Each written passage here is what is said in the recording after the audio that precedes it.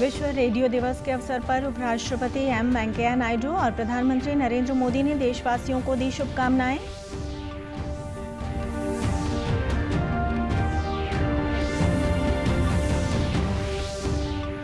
मुख्यमंत्री मनोहर लाल ने कहा, प्रदेश के आगामी बजट में कृषि, स्वास्थ्य और शिक्षा क्षेत्रों का रखा जाएगा विशेष ध्यान।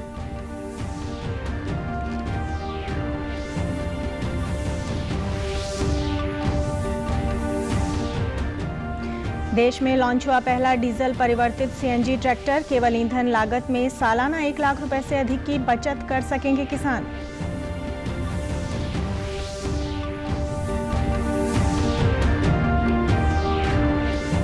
और 16 जनवरी को टीकाकरण में शामिल हुए स्वास्थ्य कर्मियों को आज दी गई कोविड-19 वैक्सीन की दूसरी खुराक।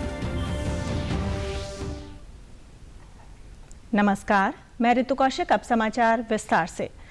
आज विश्व रेडियो दिवस पर उपराष्ट्रपति एम वेंकैया नायडू ने ट्वीट के जरिए जनसंचार के क्षेत्र से संबंधित कलाकारों, तकनीशियनों और श्रोताओं सहित सभी हितधारकों को बधाई दी और कहा कि भारत जैसे सांस्कृतिक और भाषाई विविधता वाले देश में राष्ट्रीय एकता, सांस्कृतिक चेतना और सामाजिक जागरूकता बढ़ाने में रेडियो की महत्वपूर्ण भूमिका रही है। विश्व रेडियो दिवस के शुभकामनाएं देते हुए प्रधानमंत्री नरेंद्र मोदी ने उन सभी श्रोताओं और उन सभी का आभार जताया जो रेडियो को नई नई सामग्रियों से गुलजार रखते हैं। प्रधानमंत्री ने कहा कि सामाजिक संपर्क को बढ़ावा देने का ये शानदार माध्यम है। उन्होंने कहा कि मन की बात के कारण वो खुद भी रेडियो के सकारात्मक प्रभाव का अनुभव करते हैं। सूचना एवं प्रसारण मंत्री प्रकाश जावड़ेकर ने भी रेडियो दिवस पर लोगों को शुभकामनाएं दी हैं। खेत खलियान में काम पर, चाय की टपरी पर टीवी नहीं दिख सकते। सोशल मीडिया एक मर्यादा के बाद टेलीफोन में पढ़ते रहना असंभव होता है। रेडियो सुनना ये एक अपनी विरासत भी है और रेडियो सुनना बहुत आनंद भी है। और अब जिस तरह से मोबाइल में ही रेडियो आ गया, तो पॉकेट में मोबाइल है, कान में तार है, स्पीकर है और सुनते रहो, तो ये अनुभव रेडियो का है। इसलिए रेडियो डे के उपलक्ष्य में मेरी बहुत सारी शुभकामनाएं। विश्व रेडियो दिवस पर आज कुरुक्षेत्र में रेडियो श्रोताओं ने अपने अनुभव साझा किए। पूर्व सूबेदार रविंद्र कौशिक ने बताया कि जब वो सेना में थे उन दिनों रेडियो ही एकमात्र मनोरंजन का साधन हुआ करता था। उन्होंने कहा कि मनोरंजन के अनेक साधन उपलब्ध होने के बावजूद आज भी रेडियो सीमा पर तैनात फौजियों के लिए उनकी पहली पसंद है।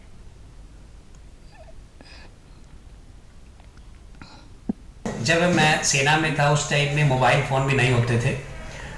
जब 99 की लड़ाई हुई उससे पहले मैं 97 में सेना में गया था, तो रेडियो ही एकमात्र ऐसा साधन होता था जिससे हमें भारत के बारे में, अपनी खबरों से हमें जानकारी मिलती थी। हम लोगों को जो आर्मी में रहते हुए एक अच्छा सहारा और साधन है। आज भी मैं ये कहूँगा कि अगर रेडियो ना हो तो किसी भी तरह का हमारे पास कोई ऐसा साधन नहीं होता था जिसमें हम मनोरंजन कर सके।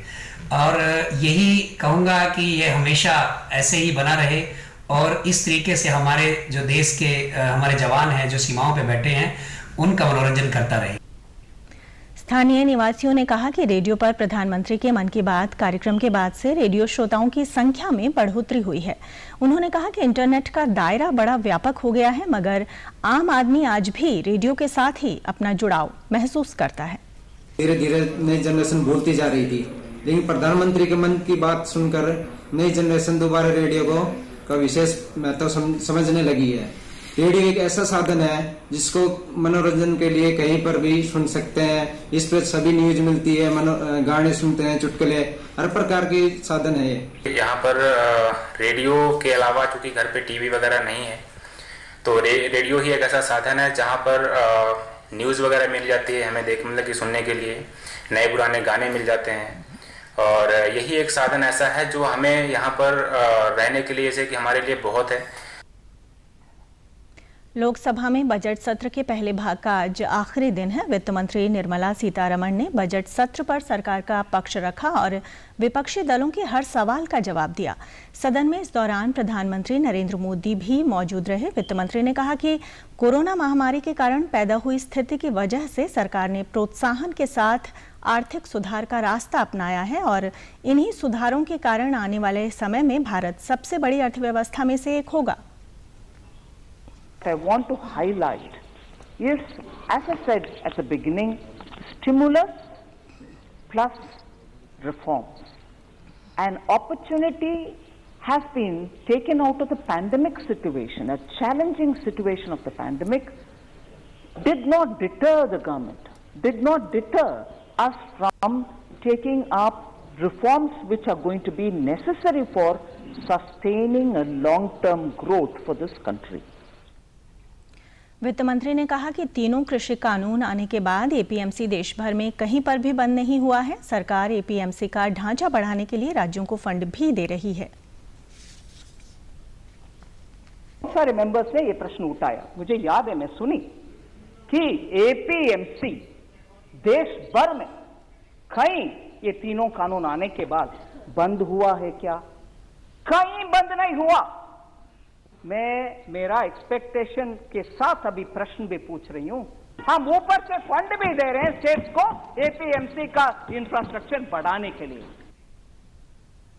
मुख्यमंत्री मनोहर लाल ने प्रदेश के आगामी बजट के संबंध में पत्रकार वार्ता के दौरान कहा कि ये बजट लोकहित में होगा और इसमें कृषि, स्वास्थ्य, शिक्षा आदि का क्षेत्रों का विशेष ध्यान रखा जाएगा। उन्होंने बताया कि बजट से पूर्व हुई बैठक में सभी सांसदों द्वारा दिए गए सुझावों को बजट में शामिल किया जाएगा। उन्होंने बताया कि बैठक में केंद्र द्वारा जारी किए गए बजट में हरियाणा की हिस्सेदारी बढ़ाने के विषय पर भी विचार विमर्श किया गया है। इस बार के बजट से पूर्व सांसदों से आज बैठ करके हमारी बातचीत हुई है। उसमें से कुछ अपेक्षाएं या कुछ नए विचार जो सांसदों ने दिए हैं उनको निश्चित रूप से हम सुझावों को ध्यान में रखते हुए अपने बजट में कहीं ना कहीं उनको समाहित करेंगे।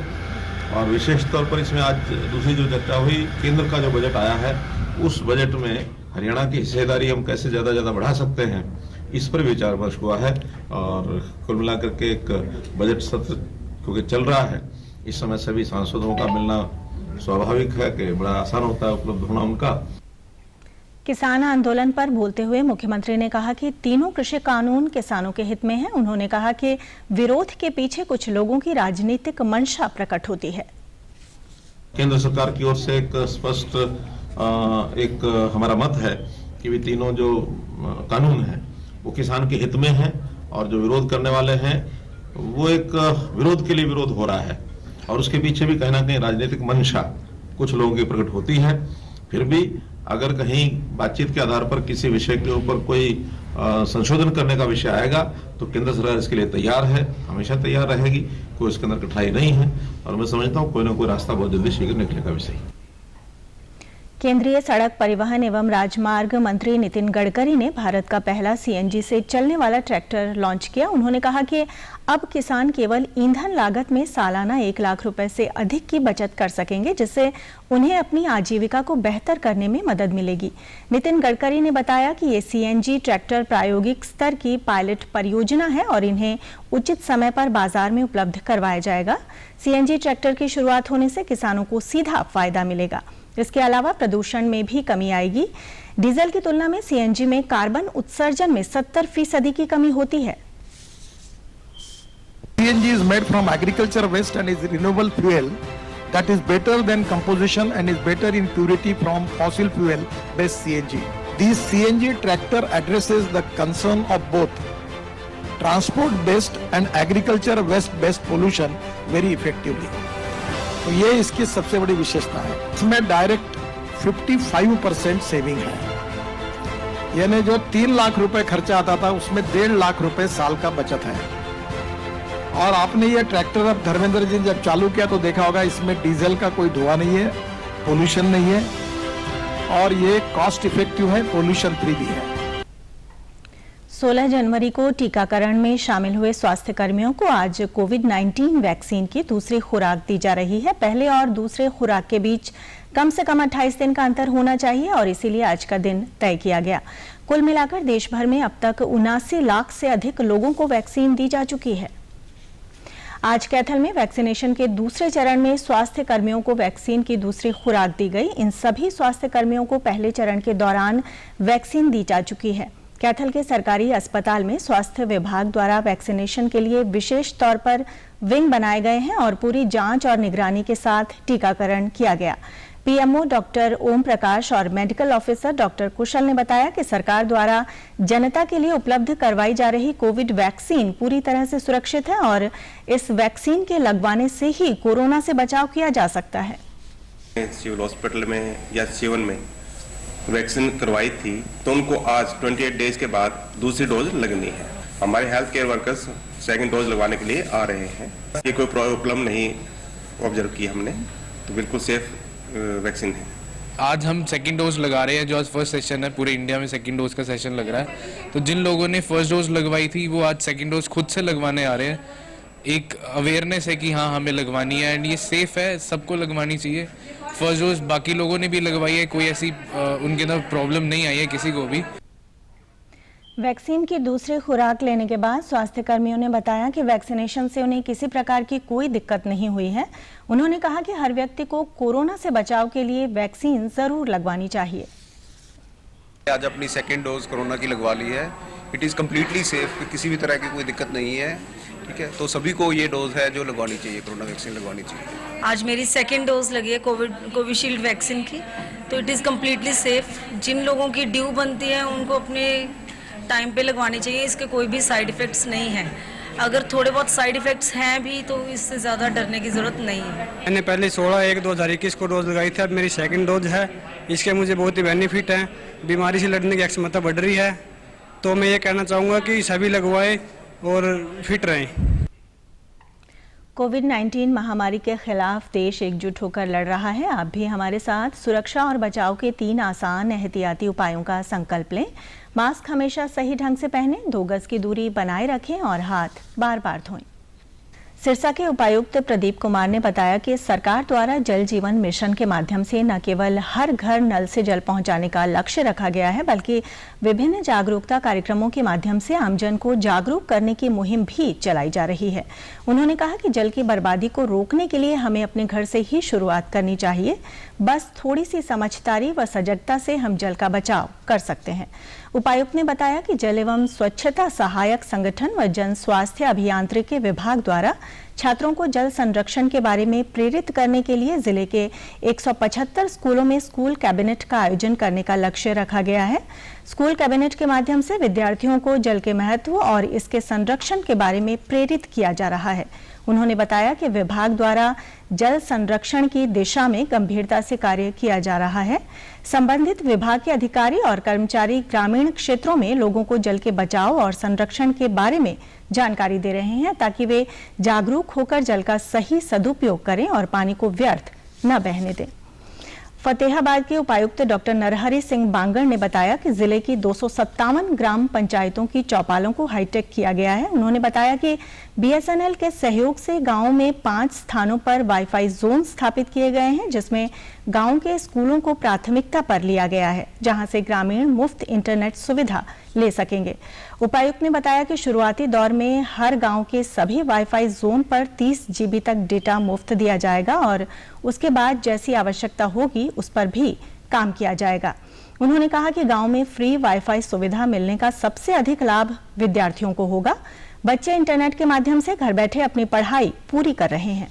जिले के सभी 257 ग्राम पंचायतों में फ्री वाईफाई चौपाल की सुविधा बीएसएनएल द्वारा उपलब्ध करा दी गई है और इसमें 30 GB एक स्पॉट से वो डाटा प्रोवाइड फ्री कराते हैं और 5 स्पॉट उन्होंने देने हैं। हमने सबसे पहले सभी जितने भी स्कूल्स हैं, चाहे वो सीनियर सेकेंडरी स्कूल है या प्राइमरी स्कूल है, उनको प्रेफर किया है। उसके बाद आंगनबाड़ी और पीएचसीज को प्रेफर किया है। तो इस तरह से हमारे 257 गांव पूरे फ्री वाईफाई चौपाल के लिए आज के दिन फंक्शनल है और ये डाटा सभी को मुफ्त में उपलब्ध है। फतेहाबाद के लघु सचिवालय में कल सूचना जनसंपर्क एवं भाषा विभाग के जिला सूचना केंद्र के नवीनीकरण का उद्घाटन किया गया। इस मौके पर विधायक दुड़ाराम व उपायुक्त डॉक्टर नरहरि सिंह बांगड़ ने बताया कि सूचना केंद्र के माध्यम से आमजन विभिन्न विभागों की जन कल्याणकारी नीतियों की जानकारी ले सकेंगे। सूचना केंद्र में धार्मिक, सामाजिक, ऐतिहासिक व सामान्य ज्ञान की पुस्तकें, समाचार पत्र, मैगजीन इत्यादि की सुविधाएं भी उपलब्ध होंगी। उपायुक्त ने बताया कि सूचना केंद्र में कंप्यूटर सिस्टम व कंप्यूटर ऑपरेटर की भी सुविधा होगी, ताकि जरूरतमंद एवं गरीब व्यक्ति यहां से अपना काम करवा सके। अंत में इस बुलेटिन के मुख्य समाचार एक बार फिर। विश्व रेडियो दिवस के अवसर पर उपराष्ट्रपति एम वेंकैया नायडू और प्रधानमंत्री नरेंद्र मोदी ने देशवासियों को दी शुभकामनाएं।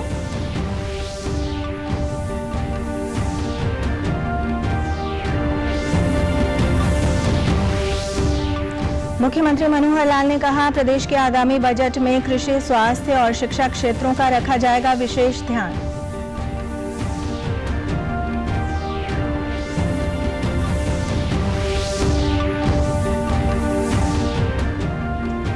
देश में लॉन्च हुआ पहला डीजल परिवर्तित सीएनजी ट्रैक्टर। केवल ईंधन लागत में सालाना 1 लाख रुपए से अधिक की बचत कर सकेंगे किसान।